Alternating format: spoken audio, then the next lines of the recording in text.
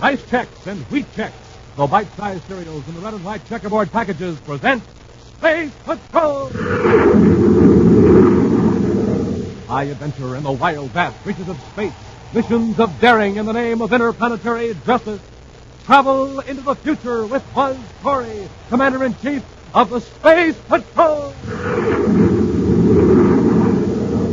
In today's transcribed adventure, Buzz and Happy have just made an amazing discovery in an unexplored region of the planet Earth and are now descending a mountain with their spaceship carrying a metal chest.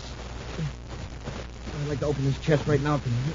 Maybe it'd explain the whole mystery. If it looks like we'll probably have to use an atomic torch. I just think if it hadn't been for that earthquake, the secret would have never been discovered. Not just that. It's going to be tricky getting around this overhang. If we drop this box, it'd go shooting down the mountain like... Hey, Commander, what's that? I don't know. Some of these tropical birds make some weird noises. Pat, look above us. The rock's giving way. Oh, the rocket is another quake. We've got to get away from here fast. The whole top of the mountain's coming down on us.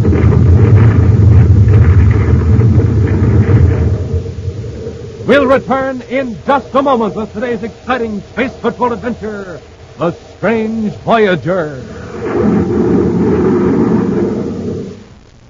Space Patrollers, this is the very last time we can offer you our sensational cosmic rocket launcher. Right, Hap? Right. So if you haven't sent for yours yet, you better do it right now. Gang, you can float it or fly it. Smoking rockets, you sure can have a lot of fun with the Space Patrol Cosmic Rocket Launcher. Here's what you get. A swell red and yellow plastic rocket and a neat snap-on scout car. A stainless steel launching gun and a break-proof guide cord 33 feet long. To fly it, you just press the trigger on the launching gun, and down the guide cord that rocket flies lightning fast. It hits its target and automatically releases the snap-on scout car. To float it, you remove the rocket from the steel launching gun, detach the scout car, fill up a tub or basin with water, and send the rocket scooting over the surface. And Space Patrollers, don't forget, there's a special place inside the scout car for secret messages. Now, you can set up a window-to-window communication system with a pal next door. Jumpin' Jupiter, owning a cosmic rocket launcher means fun for you. Now, don't miss out. Remember, this is the last time we can tell you how to get one. Go ahead, Captain Two-Fells. Tell them how. Just send a Rice Chex or Wheat Chex box top, together with your name and address and 25 cents in coin, to Space Patrol, Box 686, St. Louis, Missouri. Don't forget your 25 cents. That's Space Patrol, Box 686, St. Louis, Missouri. This offer good only in the USA and may be withdrawn at any time. And now, today's Space Patrol adventure, The Strange Voyager. The city of Amazonia is known throughout the solar system as the largest spaceport on the South American continent. From the reclaimed forests, jungles, and plains of the vast Amazon Valley, food supplies pour into Amazonia for shipment all over the Earth and to other planets as well. A recent earthquake centering a few hundred miles from the city has caused damage to some outlying settlements and commercial installations. Commander Corey and Happy are in Amazonia, ostensibly to supervise relief operations, but chiefly to investigate a mysterious signal that has baffled communications experts. While Happy monitors the spacephone receiver, Buzz heads the Terra 5 toward the point where the last mysterious signal was heard. Below them, the lush forests have given way to dry, scraggly brush, clinging to the slopes of mountains. We're close to the source now, Hap. It's somewhere in that range right ahead of us. The signal ought to be popping on pretty soon, sir. Yeah, 14:35, just 25 and a half hours since the last signal. I've got the direct indicator all set, Commander. The instant the signal sounds, we'll pinpoint the transmitter. We've just a few seconds to go. It ought to be coming through now. Are you sure you've got the exact frequency, Hap? Yes, sir. I've got the scanner on just in case. Strange. For the last few days, that signal has given a 25 and a half hour interval with a split second. Well, if somebody's stranded out here, maybe they'll see our ship and contact us. It could be anywhere within a 50-square-mile area. Look at that peak over there to the left, Hap. See that raw scar on the side? Yes, sir. The earthquake must have caused a landslide there. Yeah, it really shook things up out here. There's a spaceship down there. Maybe that's where the signal's been coming from. The ship must be stranded. And it's down. Whoever's down there must have been unable to send a regular distress call. The signal was probably from an automatic transmitter. Now it's cut out. We'll land and investigate. A moment later, Buzz lands the Terra 5 close to the other spaceship. He and Happy climb down the ladder and make their way toward the private cruiser. It sure looks deserted, Commander. Well, this is an awful thought, but And whoever was in that ship might have been trapped by the landslide. I don't think so. If the ship had been here when the slide occurred, it would have been partly buried. The cruiser landed later. Yeah, you're right. We'll go aboard and look around. Pat, there's someone up in the mountainside. Yeah, and he's coming toward us. Ahoy there! Commander, do you see who that is? Yes, it's your talkative friend, Herbert Harrison, the fellow who works for Universal Biological. Yeah, the guy who got on my ear back at the communications center. Of all the people to run into clear out here. He's pretty excited. Look at him bound down that mountain. He'll break his fool neck if he isn't careful. Commander, I couldn't be happier to see anyone. This is amazing. How did you happen to come here? We were on a routine search and saw your ship. Torn and I were looking for biologicals. Torn is my pilot. We were landed here to get some soil samples, and we came across this thing up there. Now, calm down, Harrison. What thing? Oh, wait till you see it. It's in sort of a cave. Torn's out there now. What's up there? Oh, you won't believe it till you see it. Come on. Well, can't you tell us what it is, Mr. Harrison? All I'm going to say is prepare yourself for the catastrophe. But here we are, Thorn. Gives me the fidgets. Oh, Commander Corey, this is Matt Thorn. Matt, this is Gerardati. How do you do? Now, what's this mystery? Right there, just inside the cave.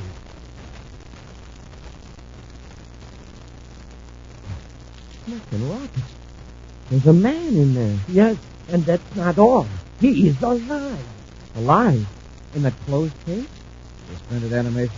Yeah, but how did he get in there? How long has he been there? Wait a minute, Happy. Harrison, how do you know he's alive? Just read what it says on the side of the cave. See, it says in several languages. English, Spanish, German, Latin, French, and a lot of other ancient languages I can't read. Warning. This man is living under suspended animation. He can be revived. Instructions are in the steel cylinder fastened to the case. That's this thing here. But how long has he been in suspended animation? Look at his clothes. I've never seen anything like them. His clothes look like the type worn in Europe and the Americas in the middle part of the 20th century. The 20th century? Why, that's 1,000 years ago. You mean he... Oh, but, Commander, they didn't have suspended animation that long ago. Looks like they did, Cadet. I've had a chance to read this whole practice. Somebody named Dr. Jardigan put this fellow in here in the year 1954. Why, then, that would make your guess correct, Commander, about the clothes, I mean. Oh, if we can revive him.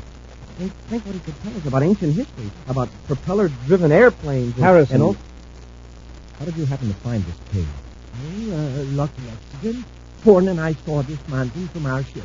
The quake damage and all. Just on the spur of the moment, I suggested we land and take some soil samples. For biologicals, you know, we're always looking for new cures for old diseases. We have this general area on our schedule, so we figured this was as good a place as any. Then Thorne saw the cave. I see. Harrison, did you or Thorne see any electronics equipment or hear any signals? No, Commander. After it was swept down the mountain by the landslide and operated for a few days before it cut out. Sure. We'll probably find it buried at the base of the mountain. We'll worry about that later. The important thing right now is to get this man to a well-equipped medical center and revive him. If he can be revived. Thorne and I will do anything to help, Commander. Sure. Now, good. It'll take the four of us to move that case down the mountain to our ship. Harrison, you and Thorne take that end of the case. Happy and I'll take the front end. Carefully, the four men carry their strange burden down the side of the mountain toward the spaceship. At last, the precarious journey is finished. And Buzz orders them to set the case down beside the chair of fire. Set him down easy, man. Catch our breath and put him aboard the ship. Well, Commander, I suppose you'll be taking this fellow to Amazonia, to the hospital there. Well, that's the nearest place, but the Terra Medical Center is much better equipped. What? Oh, that box in the cave. What's that? A large chest of some kind back toward the rear of the cave. Didn't you see it? Come to think of it, I remember something back there. And even if it's not needed to revive this man, it might contain valuable information. Now, let's get this man on the ship, and then we'll go back after that chest. All right, all together now. Thorne, watch out, huh? Oh, my hand. What's the matter? Lizard had bit me on the hand. I tried to warn him, sir. The lizard was right there by the corner of the cave. That's a poisonous variety, Thorne. We'll have to have that hand attended to right away and tap you aboard the ship and get the first aid kit. No, I'll be all right. That bite could give you a lot of trouble, so it'll take a minute to run a blood test, and we'll know how to treat it. No, never mind. I'll be okay. Commander, I'll take care of him. After all, my firm manufactures miracle drugs. I'll see that Thorne's hand is taken care of. I have complete facilities aboard my ship. Sure, Mr. Harrison will fix me up. Of course, in my work, I have to be prepared for poisonous insects, plants, reptiles, everything. Thorne has had worse accidents than this. That's right, Commander. I'll be okay. All right, Harrison. You fix Thorne's hand. Happy and I'll go after the chest. Come on. Yes, sir. Nice work. As soon as we get out of sight, we'll load the case in our ship and blast off. Great. We've got to make sure no one will ever look for us or for our sleeping friend. And then get rid of Corey and the cadet. Quick, tell the Baxter to use the disintegrator. Don't be a fool, Thorne. I'll wait till they're on their way with the chest. Then I'll use the disintegrator to start a landslide. And then it'll look like an accident. Exactly. Now get in our ship and treat that hand of yours. I'll dispose of Corey, and no one will ever know about the secret in the case. We'll return to Space Patrol in just a moment. Hey, gang, I'm sure glad you tuned in today because this is positively, absolutely the last time I can tell you about the terrific Space Patrol Cosmic Rocket Launcher. And you're just in time, too, for the big Cosmic Rocket Race. Now, targets are all set up, and 3 of my Space Patrol pals are lined up behind the triggers of their new Cosmic Rocket Launchers. All 3 of them have been training mighty hard the last couple of weeks, and now they're going to see who's the quickest on the trigger of the stainless steel launching gun. All ready? On target. Blast off!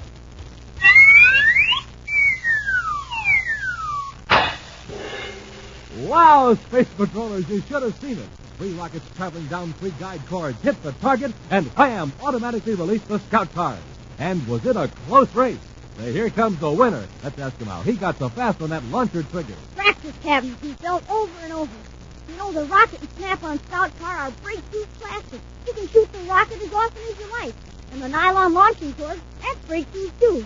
As for real trigger action, there's plenty of it. Packed right into that steel launching gun. Yes, you bet there is. And Space Patrollers, you're in for plenty of action, too, when you get a cosmic rocket launcher of your very own. But you better hurry, because this is the very last time I can tell you how to get one. Yep, the last time on Space Patrol for the cosmic rocket launcher. So right away, today, send a rice check or wheat check, box top, together with your name and address, and 25 cents in coin, to Space Patrol, Box 686, St. Louis, Missouri. Don't forget your 25 cents. That's Space Patrol, Box 686, St. Louis, Missouri, and hurry! And now back to our Space Patrol adventure, The Strange Voyager. An earthquake in the interior of the South American continent on the planet Earth has uncovered a secret cave. In the cave, Buzz and Happy have found a transparent plastic case containing a man who, according to an inscription, has been in suspended animation for 10 centuries. With the help of Herbert Harrison and Nat Thorne, who claim to be employees of a firm specializing in biologicals, Buzz and Happy carry the case down the mountain to their spaceship. Then the 2 space patrollers return to the cave to retrieve a metal chest. Right now, Buzz and Happy are working their way down the mountain with a heavy box, unaware that Harrison plans to cause a landslide with a disintegrator. Watch your step. It's going to be tricky getting around this overhang. Yeah, if we drop this box, it'll go bouncing down the mountain. Commander, what's that? I don't know. Some of these tropical birds make some weird noises, but... Snap, look up above it. The rock's giving way. Another quake. The whole top of the mountain's coming down, and that's back against this overhang. What if the rock doesn't hold? It's our only chance. Hold tight.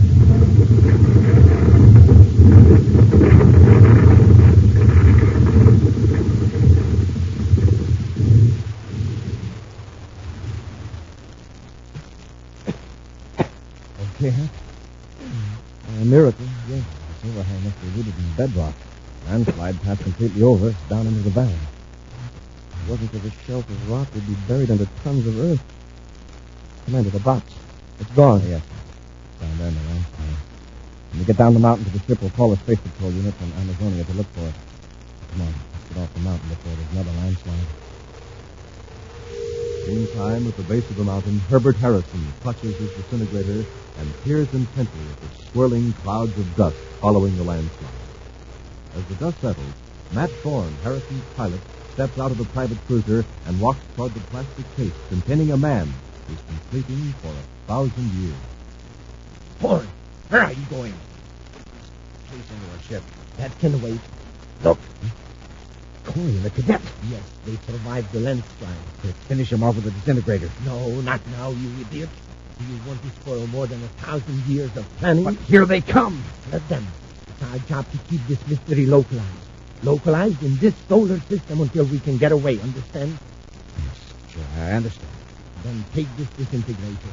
Get it out of sight. I'll handle Corey. From now on, Plan 3 is in operation. All right. I lost my head for a minute. Oh, Commander Corey, cadet, you made it.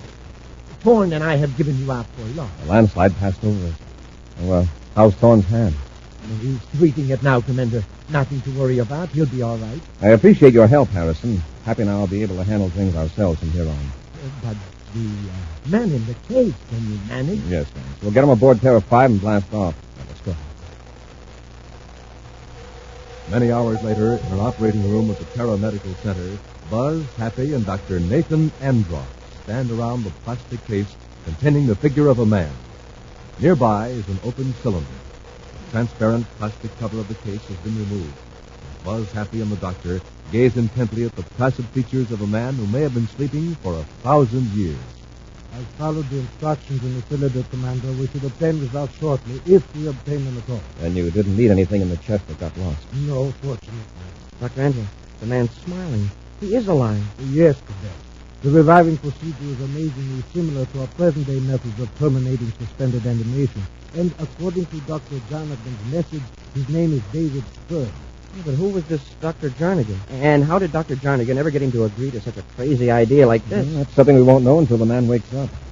Dr. Andross, when will that be? Well, the body temperature is nearly normal. The pulse beat is increasing. The breathing is becoming deeper. And there's nothing abnormal about it. Well, no, except for one thing. We have not been able to classify his blood. And he has an entirely different type of blood? So it seems. Of course, the obvious explanation is that his blood was radically changed by the process that put him to sleep for 1,000 years. Oh, sure.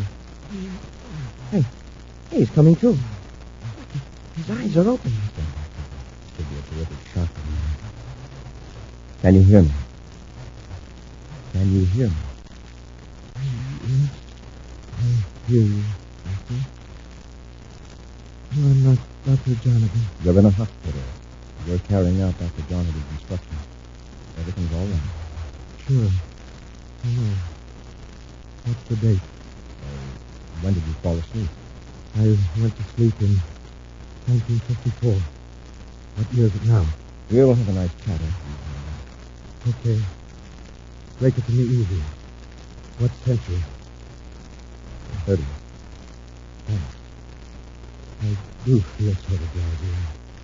I guess if you're sleeping 1,000 years, it gets to be a habit.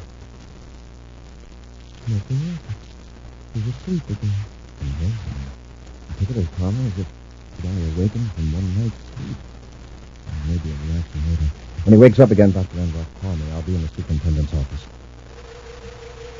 In the secluded office in the administration section of the Terra Medical Center, Happy excitedly jots down questions to ask David Stern, the man who actually lived on Earth in the 20th century. Commander Corey, however, seems gravely troubled. Something worrying you, Commander?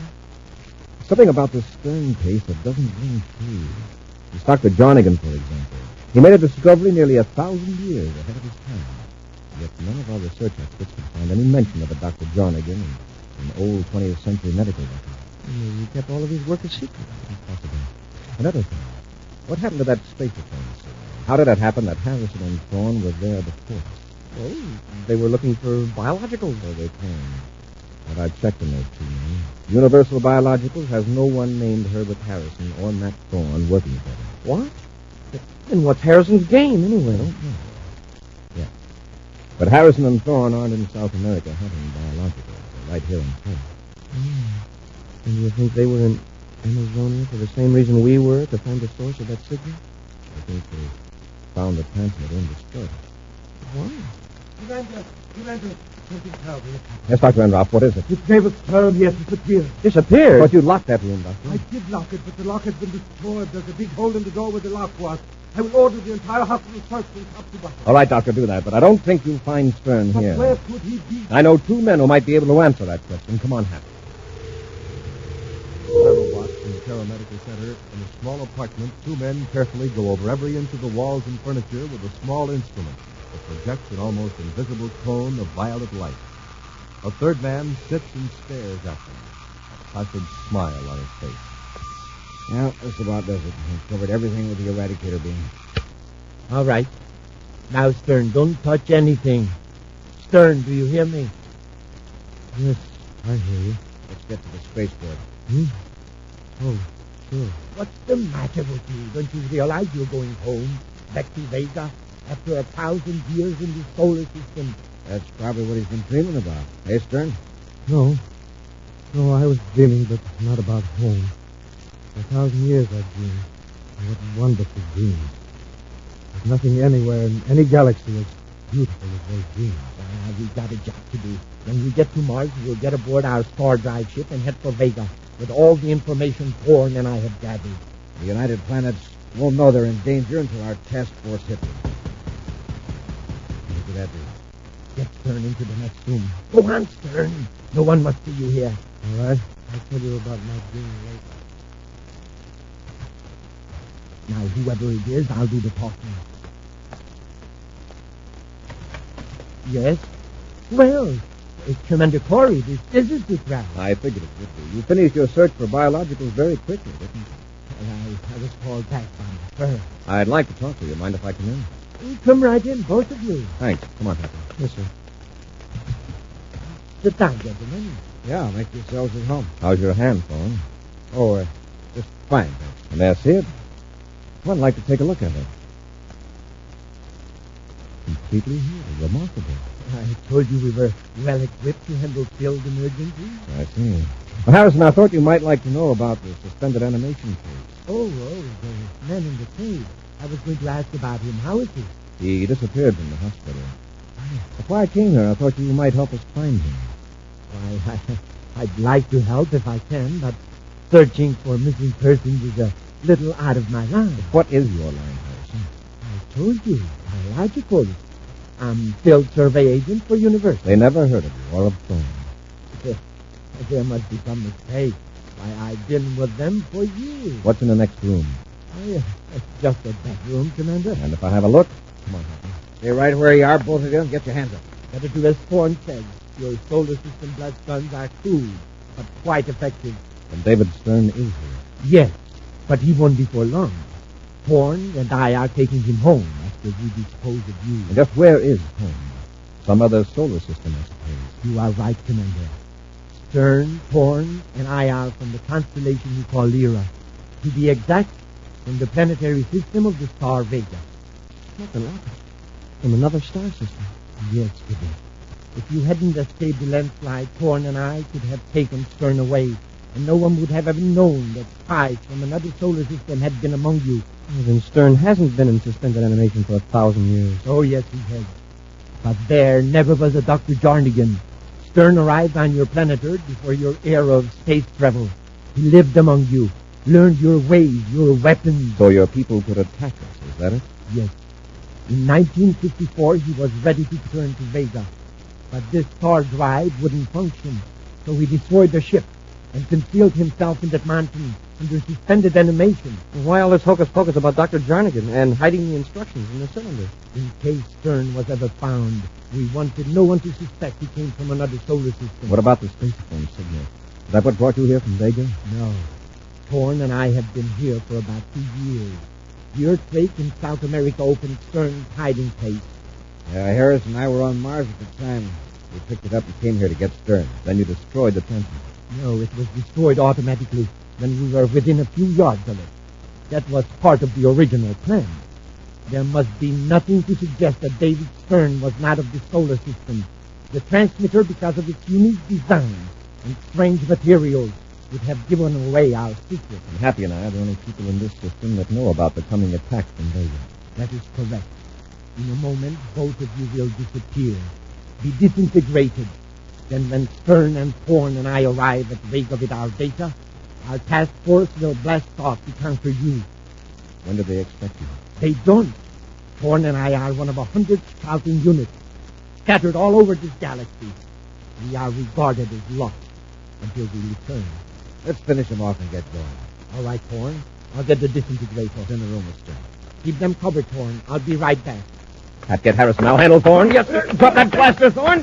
Stern, get the disintegrator. Stern, do you hear me? I'm here, Harrison. Let them have it. I'll take care of everything, Harrison. Break loose, Thorn. Break loose. Those Stern can use the disintegrator. Let's go. Hurry, Stern. Let them have it. Sure. Everybody, stay right where you are. Glenn, she got Thorn and Harrison. What's the matter? And this isn't a disintegrator. As you see, my friends are lying on the floor, asleep. Ah, please don't try to attack me, or I'll be forced to use this on you. Hold it, Hank. Stern, what's that weapon you think then? Weapon? It's not a weapon. It's a blessing. If you only knew its effects, you'd beg me to use it on you. It knocked out your pals, Harrison and Thorne. They're asleep. Asleep the way you found me in the cave. Why'd you turn it on them instead of us? Because they're my friends. I want them to know the bliss of wonderful dreams. Everlasting dreams of beauty and peace. The dreams I enjoyed for 1,000 years. And you don't want them to go back to Vega. No. My people would only return here and bring war and pain and sorrow. The solar system is safe from invasion. Pat, take that suit there and let his hand and be careful. Yes, sir. In just a moment, a preview of next week's exciting Space Patrol adventure brought to you by Nestle's Quick for the greatest tasting chocolate milk and those famous Nestle's chocolate bars. Last call! Last call! Space Patrollers, this is absolutely the final time we'll ever be able to offer you the great cosmic rocket launcher. You've got to act fast.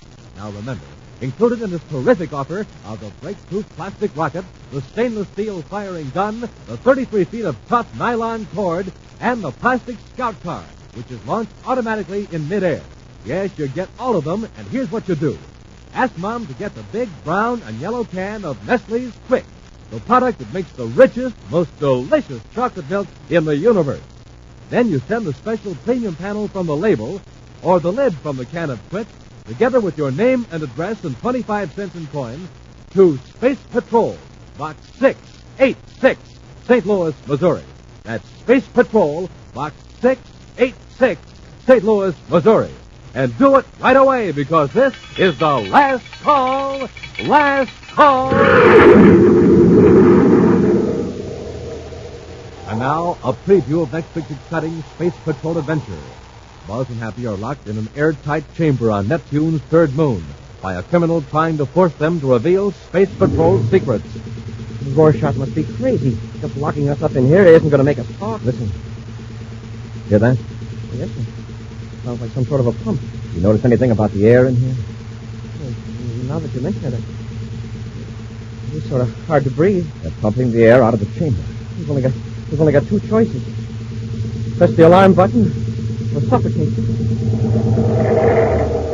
Be sure to join us next week for the thrilling story, The Red Demon of Venus.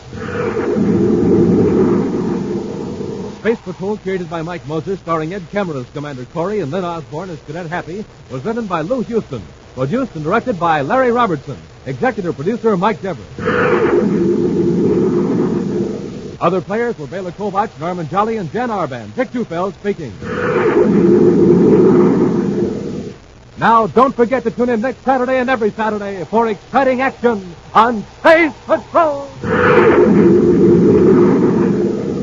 Space Patrol was brought to you today by Rice Chex and Wheat Chex, the bite-sized cereals in the red and white checkerboard packages. Be sure to see another exciting Space Patrol program on your local ABC television station. Consult your newspaper for time and channel. This program is broadcast to our armed forces overseas through the worldwide facilities of the Armed Forces Radio Service. Space Patrol came to you transcribed from Hollywood.